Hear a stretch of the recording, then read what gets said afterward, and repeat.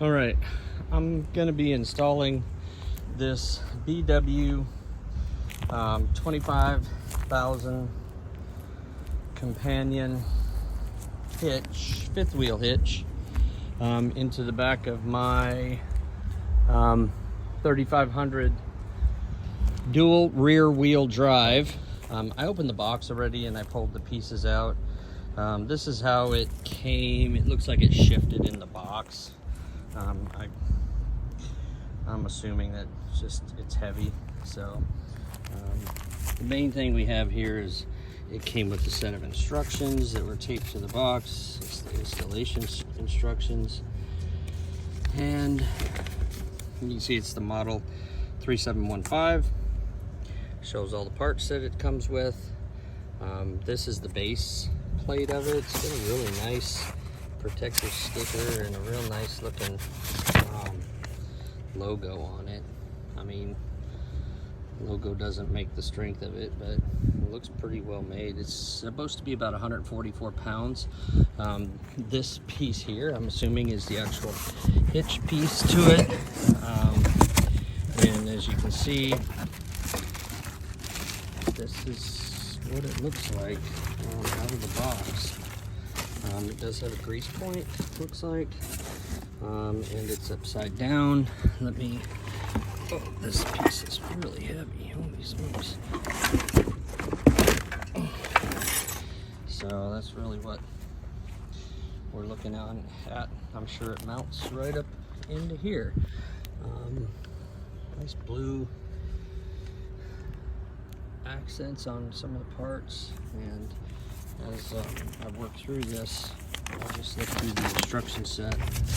And this is a puck install, prepped for a fifth wheel. They're just straight through, they're steel, and then the fifth wheel mount will slide down inside of those. I don't believe I'll be using the center ball, but we'll see how that goes when I get to it.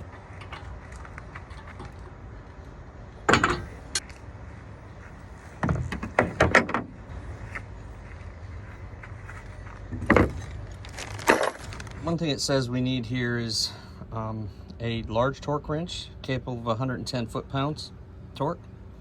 That's a pretty good size one. You need a 3/4 inch socket, a 7/16 and 9/16 socket, and a 7/32 Allen wrench. So one of the important things to look at while installing this is going to be measurements. These pivot arms are made so that you can set and adjust the height, vertical adjustment, and the distance from the cab, horizontal adjustment. Basically, I don't have the trailer, so I'm going to install these, but I'm not going to torque them down. And I need to compare the measurement taken from the center of the coupler to the cab to the measurement taken from the center of the kingpin to the farthest forward point of the trailer. This measurement will allow me to see how much clearance I have between the cab and the trailer while towing and turning. So I'm gonna go ahead and set.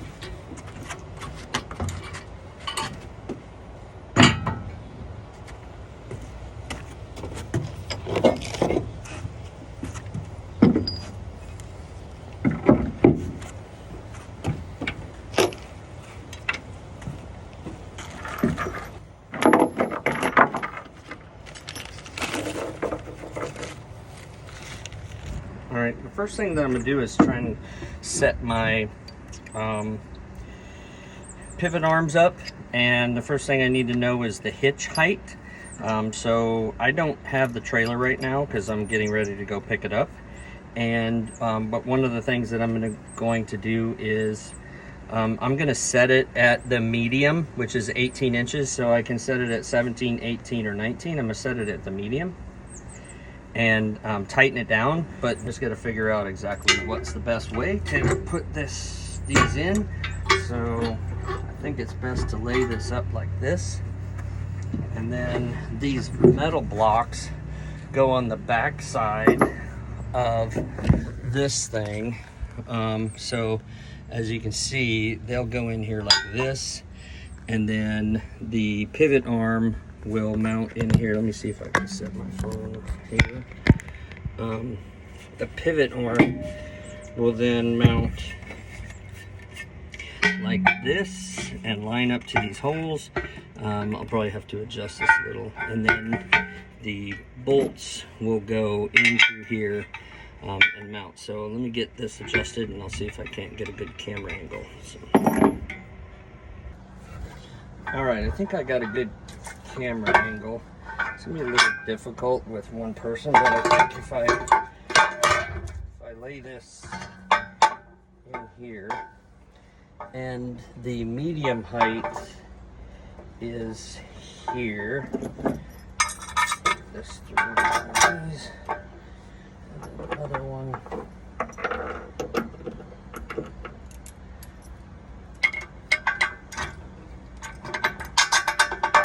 This kind of gets it situated so that now I can put the blocks on it.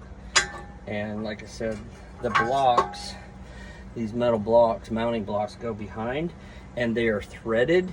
I'm going to mount these metal blocks, as it says, behind these on the other side of this plate. One of the things I noted is that there are two sides to this. One side has like a metal piece that's not threaded and immediately, and then this side has the thread starting immediately. So what I'm going to do, based on the way the picture looks, it looks like it starts this way. So this side will be towards the metal, and then the bolt will go in through this piece first, and it kind of helps to line it up, and then that way it'll start easier. So that's what I'm going to end up doing, is getting them started that way and then go from there. So one thing you can see is how these bolts go through this. They come through this side. You can see there's 5 on each side. So as this is in here, I'm going to go ahead and I will tighten these, and that's where they need to be torqued down to a certain specification. But this will be the back one, and then this will be the front side of this. So the bolt heads are on this outside. Now another thing is each of these come with a lock washer, so obviously the lock washer goes in. Then the back piece is aligned. Once that's aligned, this pretty much will slide in here, and then once it's in, you can kind of use your wrench.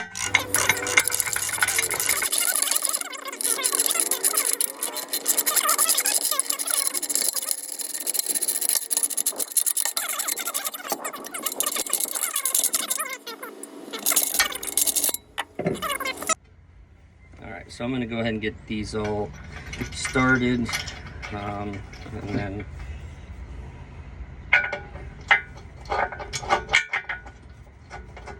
once I have them all started, then it's just a matter of tightening them down. So one of the things you can see is that this is, once it's on here, is going to hit this outer lip of the pivot arm. And as you can see, I've kind of reached the limit here. I can put it at an angle and get it on there still, but I don't really want to do that. So I'll go ahead and use my wrench and just tighten this down. Because again, I have to get my torque wrench and torque this to spec. So you can see that I got all of these tightened down. I got the back blocks on. These are tightened down, not to torque specs yet, and then next one is going to be this and installing this pivot arm. All right, you can see I got this, the passenger side done, driver's side done. They're both torqued. All right, the next thing I'm going to do is set up this leveling kit piece, and so it's just these few components, and what it says to do is to take this piece and mount the screw and nut through there. So, all right, now that I have the nut through there, or the screw through there, the nut will go on this end. Now note where this little angle piece of metal is on this setup, and you can see. And then if you see on this, it shows that similar setup. So that's what we're looking at right there. Now it does say where to mount this. So if you see, it says towards the cab on the driver's side. Pivot arm, you can see it should be a 1/2 inch below this. So then it would end up being a 1/2 inch below. This piece would go onto here, and you would see that it would mount. So before I do that, I need to make sure that I have these angled right, and I won't be able to do that until I have the trailer. So the next thing it's telling me to do is to go ahead and mount the system into the pucks, as you can see here. So I'll adjust all of my cams so that they will slide down into these. And if I rotate this up, you'll see how the cams are. I'll lay this down, and you'll see that these will rotate. Take this pin out, and then they will rotate to lock in. So they all need to be in this vertical position for the time being. I'm gonna set all my pins out here. All right, so I'm gonna go ahead, I have all of the cams in the right position. I'm gonna go ahead and drop these down into the pucks. And once they are pretty much almost aligned over it, I'm gonna go ahead and adjust them. And you can see, I didn't have to adjust much, it just fell right in. So now you lock all of these in place, and now that they're all locked in place, I can take all my pins and put my pins back in, and lock them. And once I have all of them locked, one of the things you can do, which probably is important, is to get a padlock that you can put to lock this whole thing in place, because otherwise somebody could come, pull this pin, and basically take them out and take your whole hitch. So I showed how these went into the vertical position. This is to go in, and then you slide this around and lock. What that does is it lines these holes up. So lines these up, and you take these pins. I put it with the pin pointing out, because then you can easily get to this latch. And once you have that latch, it basically hooks in there, and your entire system is locked in there. So it's pretty. So the important thing to note here is that it says there's a warning. So you're going to want to adjust the tension on these. And this is the nut that's on here, and as you notice, you can see they kind of move. You don't want them to be where they're flimsy like this. You want them to be down, but you don't want to use excessive force to tighten them down. What I was saying was that this, you can see how the latch cam that goes into the puck, and then you can see the nut and the cotter pin that's on there. It does say to not set this tension on this too much, but all right, so one thing it did say to have was a pair of needle nose pliers. So I have those. What I need to do is bend that straight so that I can then pull this. So it's easier to straighten that cotter pin out if you have this handle rotated out, and then you can see that they'll easily slide right out here. This is actually finger tight, so I need to tighten it down some, and then once it's snug, then open and close it a few times and test it. All right, so what I found is that this is a 15/16 nut. So I have that in there. I'm gonna go ahead and tighten this down.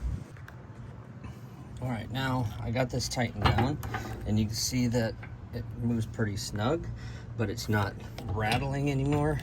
I'm gonna go ahead and put the cotter pin back in, and then secure that. Now we should see that this is in. It's snug like it should be, and it's not excessive. So I'm gonna do that. Okay, next thing it says is install the coupler handle, the base. So this coupler plate actually came with another leveling spring, so I'm going to install them here. So the two button head nuts will go here, and then we'll slide this and then put the associated nuts on here. Try to do this with one hand if I can. So I'll tighten those down. They are the Allen head screws, so I'll just pull my Allen wrench out, get that situated, and then we'll be good. Here's that. We got the Allen head, and then we'll tighten.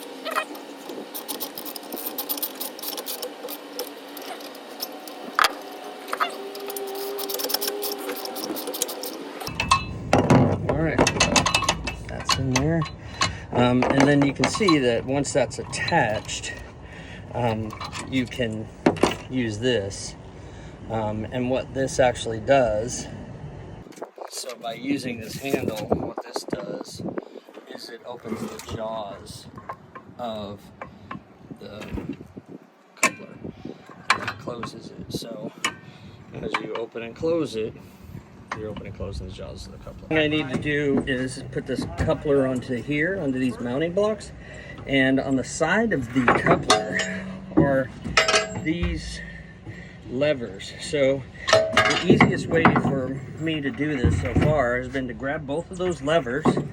It lifts up and it opens up the connections that are in there. And then this, once it's on here, these things actually there's connections in there and they kind of secure it in place. Since I didn't put the leveling spring in here, it does move, but I expect that once I get this all situated, I'll be able to put that leveling spring, like I said, and it goes right up underneath it here, and it provides the tension so that this won't rattle. So once this is in, there are these long securing pins. This goes in. There's a small cotter pin that slides over top of it, holds them in place. There's one on each side, and I'm just installing them front and back. It doesn't necessarily specify which way to go. So that is the install. So this is what it looks like fully installed. Everything is in place except for the leveling attachment. I didn't put that on because the way that this will attach to the metal of each of these pivot arms, I didn't want to damage this if I had to move it. So I'm not sure if the pivot arms, if you can see, the longer angle is here and the more straight up and down angles in the front, that's towards the cab. I have a long bed, so I don't think it's going to hurt it. But if I get there and I find that the front of the camper extends too far, I may have to rotate these pivot arms around. So that is the install. Didn't take very many tools, a few sockets, Allen wrench, needle nose plier, and you can see that this is mounted in here and is secure. It is pretty heavy once it's in, but the two pieces independently aren't super heavy. So one's about maybe 100 pounds, the other one's about 40, because it's 144 together, all together. So you can see it sets in there, you can see the profile of it. You can see it doesn't extend above the bed of the truck. You can see where it sets. Here is the axle, the rear axle, and if I look straight up, it's right over. So can't wait to use it. Show how that all hooks up when I get the trailer. So.